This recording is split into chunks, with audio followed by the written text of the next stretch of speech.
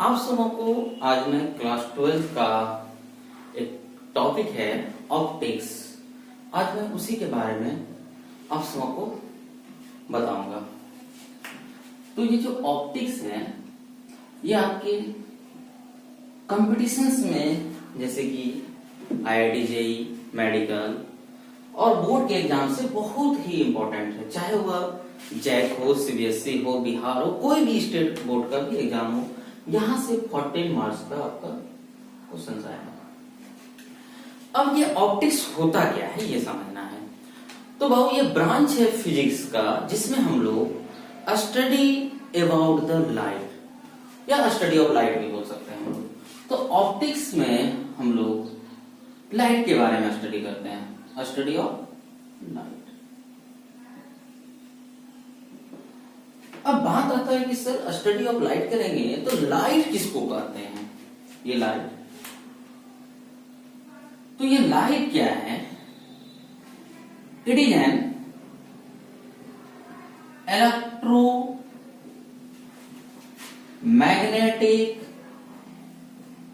Spectrum. Light क्या है? एक इलेक्ट्रोमैग्नेटिक स्पेक्ट्रम है which helps us to see the various object। Light क्या है? एक इलेक्ट्रोमैग्नेटिक स्पेक्ट्रम है जो हेल्प करता है हमको वेरियस ऑब्जेक्ट को देखने के लिए। तो ये इलेक्ट्रोमैग्नेटिक स्पेक्ट्रम क्या होता है ये समझना है। तो इलेक्ट्रोमैग्नेटिक स्पेक्ट्रम क्या होता है? Time varying oscillating electric field and magnetic field, जो कि ईएम वेव्स में पढ़ना है। तो इलेक्ट्रोमैग्नेटिक स्पेक्ट्रम जो होता है वह गामा रेज,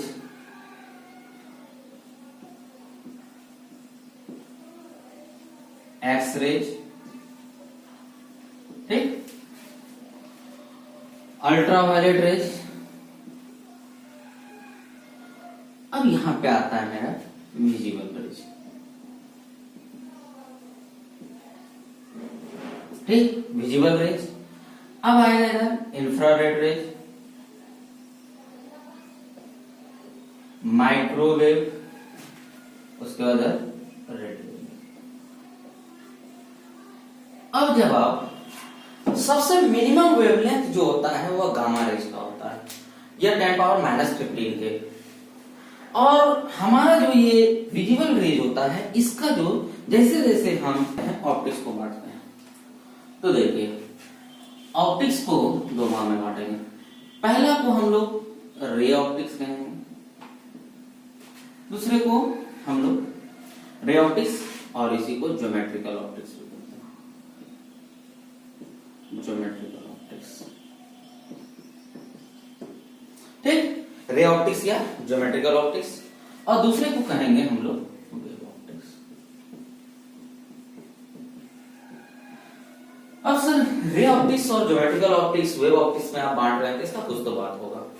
देखो हम बात करते हैं, अभी तुरंत मैंने बताया कि कोई भी हम लोग जो देखते हैं वह हमारा जो इमेज होता है वह रेटिना पे बनता है। तो हम लोग का जो है जितना भी यहाँ का फिनोमेनन होगा ज्योमेट्रिकल ऑप्टिक्स में, जितने भी फेनोमेनन होंगे, यहां पे जो ऑब्जेक्ट होगा, size of object and obstacle are bigger than, comparatively bigger than the visible light या विजिबल रेज। अब ये ज्योमेट्रिकल ऑप्टिक्स में जो होगा हमारा क्या क्या आएगा? जैसे हम बात करते हैं प्रिज्म का, लेंस का, मिरर का, ये सब का जो होगा, ये सब ऑब्जेक्ट जो है ये सब कंपैरेटिवली क्या है? बिगर है। अब बात करते हैं हम वेव ऑप्टिक्स में। तो वेव ऑप्टिक्स में जितने भी चीज आएंगे वह जो है बहुत ही छोटा, जैसे कि स्लिट होगा, होल्स होगा, ये सब का यूज जो है हम कहां करेंगे? वेव ऑप्टिक्स में। जैसे स्लिट का यूज करेंगे या फिर हम किसका यूज करेंगे? होल्स का। तो जब हम वेव ऑप्टिक्स में स्लिट और होल्स का यूज करेंगे, जब हम यंग डबल स्लिट एक्सपेरिमेंट पढ़ेंगे, तो आपको वहां बहुत ही बेहद अच्छा अनुभव होगा कि दो, जैसे कि हम सपोज कीजिए कि यहां से एक रे आ रहा है, एक रे कहीं और डायरेक्शन से आ रहा है, तो आपको यहाँ पे क्या होगा, रे ऑफ लाइट का इंटेंसिटी बहुत ज्यादा नजर आएगा। लेकिन जब आप इंटरफेरेंस में जाइएगा तो देखिएगा कि कभी डार्क फ्रिंज बनता है, कभी ब्राइट फ्रिंज बनता है, तो वहां पे ऑब्स्टेकल्स और ओपनिंग जो होता है बहुत ही छोटे होते हैं, स्लिट और होल्स। और इसमें जो होता है यहाँ पे जो ऑब्जेक्ट का और ऑब्स्टेकल का जो साइज ऑफ ओपनिंग और साइज ऑफ एंड होगा ये बहुत ही क्या होगा, बड़ा होगा। जैसे कि आप ग्लासेस ले लीजिए, यहाँ पे प्रिज्म ले लीजिए, मिरर ले लीजिए, ठीक। तो ये सब चीज होगा। गामा रेज से सोर्स किसको समझिए, इधर जाएंगे तो वेवलेंथ क्या होता है, इंक्रीज। सोर्स किसको कहते हैं, वेवलेंथ इंक्रीज करेगा तो फ्रीक्वेंसी क्या होगा, डिक्रीज करेगा। रीच, अब इस विजिबल रेज का जो होता है वेवलेंथ जो है 3800 एंगस्ट्रॉम अप्रॉक्सीमेट। कोई भी ऑब्जेक्ट जो लाइट को इमिट करता है उसी को हम क्या कहते हैं, सोर्स कहते हैं। इसी को हम सोर्स जो होता है 4000 एंगस्ट्रॉम टाइप्स का होता है, 8000। एक लुमिनस, इसी को हम नैनोमीटर में भी लिख सकते हैं, 400 नैनोमीटर, और दूसरा से लेकर नॉन लुमिनस। यदि किसी भी लाइट का वेवलेंथ यदि लुमिनस सोर्स को कहते हैं एंगस्ट्रॉम से 8000 के एंगस्ट्रॉम, वैसा ऑब्जेक्ट जो लाइट विजिबल वन सेल और वही विजिबल रेज के कारण लुमिनस कहते हैं, जैसे ऑब्जेक्ट को इलेक्ट्रिक बल्ब।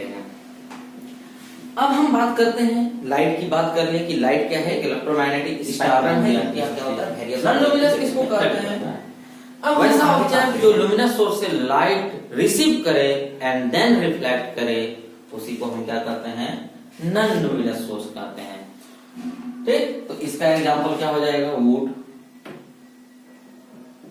ठीक। बहुत सारी चीज हो सकता है इसी। अब ये सोर्स हो गया। अब हम आगे बढ़ते हैं, अब हम लोग देखेंगे मीडियम। तो मीडियम किसको कहते हैं, substances through which light pass, substances through which light passes or tends to pass।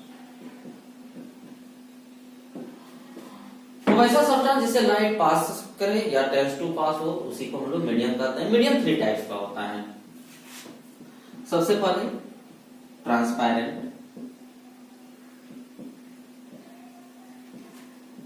Translucent, या इसको हम लोग सेमी ट्रांसपेरेंट कहते हैं,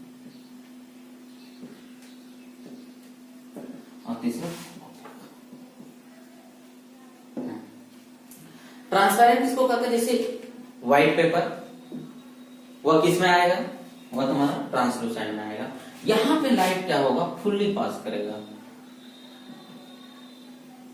फुल्ली पास, और यहां पे लाइट पार्शियली पास करेगा, लाइट पास, और यहां पे लाइट क्या होगा, ओपेक में लाइट पास नहीं करेगा। यहां ओपेक में लाइट पास नहीं करेगा। जैसे इसका एग्जांपल ले लेते हैं तो वुड हो जाएगा, इसका एग्जांपल आपका पेपर हो जाएगा। ये एग्जांपल्स आपका लाइट फुली पास होगा तो वाटर भी ले सकते हैं, यहाँ से लाइट पास हो जाता है। तो मीडियम कितने टाइप्स का हो गया, 3 टाइप्स का। अब आगे हम आते हैं मीडियम्स की बात। अब मीडियम के बाद अब हम आएंगे रेज किसको कहते हैं, रेज। तो रेज को समझने के लिए न्यूटन्स के कॉर्पसकस थ्योरी से भी आप समझ सकते हैं। सपोज कीजिए कि हम 3 कार्डबोर्ड लेते हैं, 1 2 3, 3 कार्डबोर्ड, तीनों में होल्स कर लेते हैं और किसी एक जगह से हम लोग लाइट को डालते हैं। तो लाइट को जब डालेंगे हम लोग तो हम दूसरे एंड में देखेंगे तो हमको लाइट दिखाई देगा। लेकिन हम किसी एक कार्डबोर्ड को स्लाइटली डिस्प्लेस कर देते हैं तो क्या लाइट दिखेगा, नहीं, वह क्या होगा, अपने पाथ से डिविएट कर जाएगा। तो जब लाइट इजीली पास कर रहा था, जब हम उसके पाथ को यदि ड्रॉ करते हैं तो ये क्या हो जाता, एक होमोजीनियस मीडियम में जो लाइट पास करता है उसी को क्या कहते हैं, रेज कहते हैं। क्या कहते हैं, रेज, या straight line path of light in a homogeneous medium, rays हो गया। अब उसके बाद हम आते हैं बीम की बात करते हैं। बीम, तो बीम क्या होता है? कलेक्शन या क्या होगा, ग्रुप, कलेक्शन या group of rays is known as beam. तो कलेक्शन को या ग्रुप ऑफ रेज को हम क्या कहते हैं? बीम कहते हैं। बीम जो होता है यह 3 टाइप्स का होता है, पैरेलल बीम,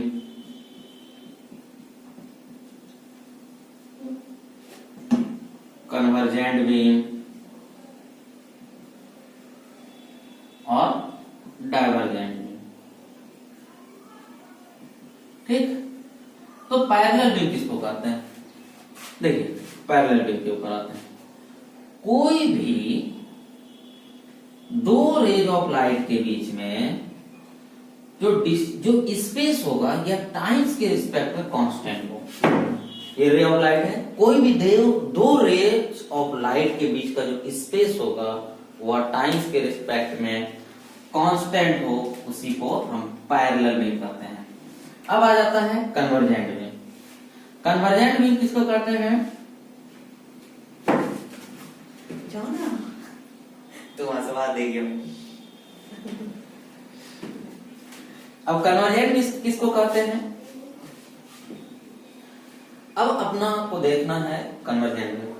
कन्वर्जेंट में क्या होता है कि कोई भी दो रे ऑफ लाइट के बीच में टाइम के रिस्पेक्ट में इसमें स्पेस का क्या होगा? कमी होगा। स्पेस क्या होगा? दो रे ऑफ लाइट के बीच में टाइम के साथ घटेगा। इसको कौन सा बीम कहेंगे? Convergent beam.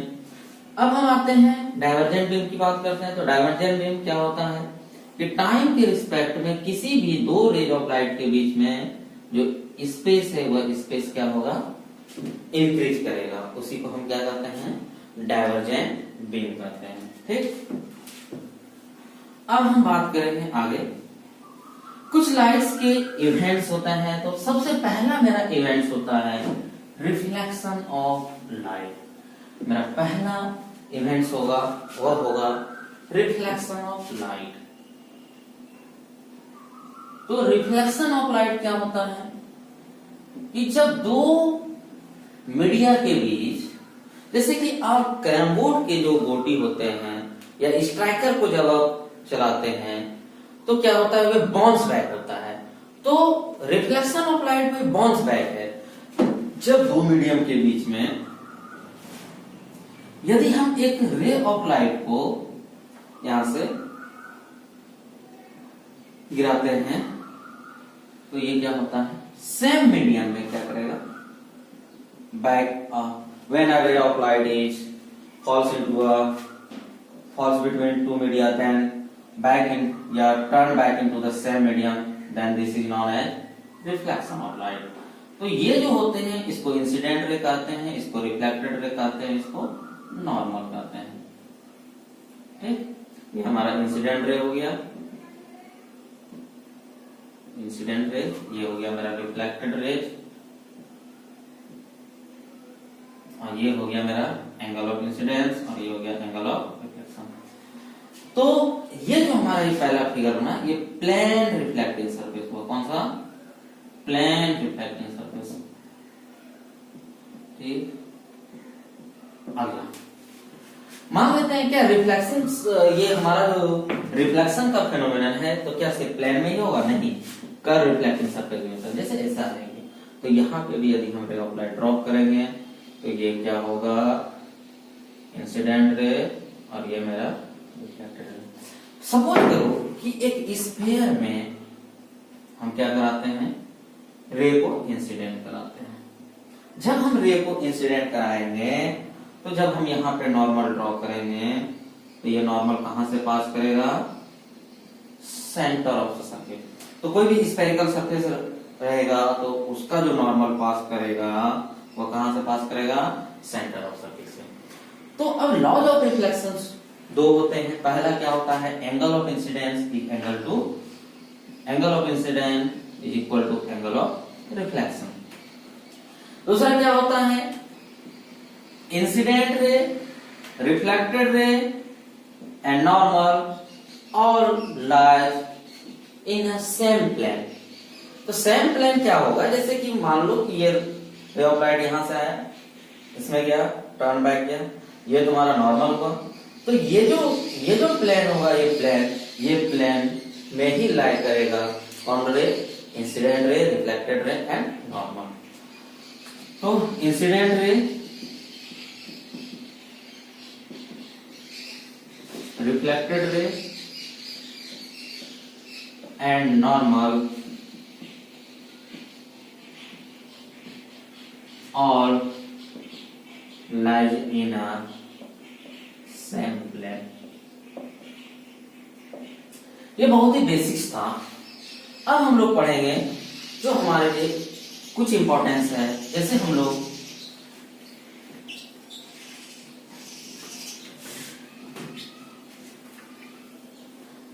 Vector form of laws of reflection of light. अब हम लोग पढ़ने वाले हैं vector form of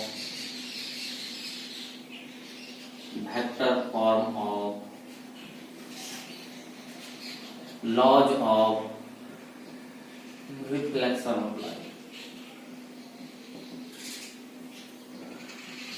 vector form of laws of reflection of light. अब देखिए vector form of laws of reflection of light. देखिए ये सपोज कीजिए ये हमारा incident ray, A cap, C cap, या इसको एन कैप मतलब, ये मेरा बी। ए कैप क्या है, unit vector along the direction of incident ray। B cap क्या है, unit vector along the direction of reflected ray। और N कैप क्या है, unit vector along the direction of normal। अब हम मानते हैं ये मेरा कितना एंगल है, थीटा एंगल है, ये भी क्या मान लिया, ठीक, ये प्लेन रिफ्लेक्टिंग सरफेस है। अब हम इसको निकालने के लिए हम क्या करते हैं, इसके डायरेक्शंस को अपोजिट करते हैं। अब हम क्या कर रहे हैं, सपोज कीजिए ये मेरा इंसिडेंट रे हो गया, ये मेरा रिफ्लेक्टेड रे, और ये मेरा क्या है, नॉर्मल। ये एन कैप, ये माइनस ए कैप हो जाएगा। क्यों, क्योंकि इसका डायरेक्शंस को हमने क्या किया, चेंज किया। ये आपका क्या है, बी कैप है, ये एंगल थीटा, तो ये भी एंगल कितना, थीटा।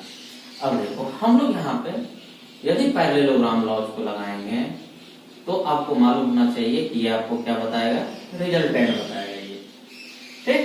तो बी कैप का अब जब इधर की ओर कंपोनेंट लेंगे तो क्या हो जाएगा, इधर की ओर cos थीटा, इसका भी कंपोनेंट cos थीटा। तो टोटल जो रिजल्टेंट हो जाएगा mod of A cap minus B cap बराबर कितना, 2 cos थीटा। क्यों, क्योंकि बी कैप जो है वह यूनिट वेक्टर है। यदि हम लिखें भी तो कोई प्रॉब्लम है नहीं है, लिखें भी प्रॉब्लम नहीं है, 2 cos थीटा। अब यदि हम यहाँ पे A cap minus B cap बराबर क्या हो जाएगा, डायरेक्शन के लिए 2 cos theta dot N cap क्या हो जाएगा, डायरेक्शन लेने के लिए हम क्या यूज कर लिया, 2 cos theta dot N cap. अब आते हैं, देखो ये यदि मेरा माइनस ए कैप है और ये मेरा क्या है, एन कैप है, दोनों बीच एंगल कितना, थीटा। तो minus A cap dot N cap बराबर क्या होगा, mod of minus A mod of N cap into कितना, cos थीटा। तो ये सारे के सारे यूनिट वेक्टर है जिसके कारण इसका वैल्यू कितना हो गया, 1।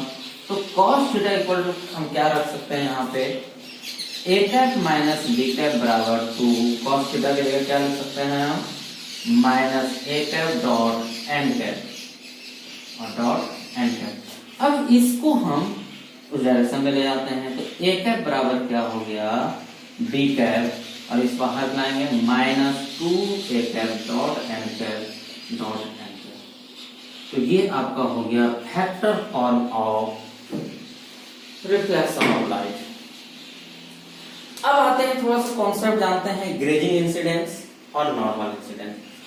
तो ग्रेजिंग इंसिडेंस किसको कहते हैं हम समझते हैं।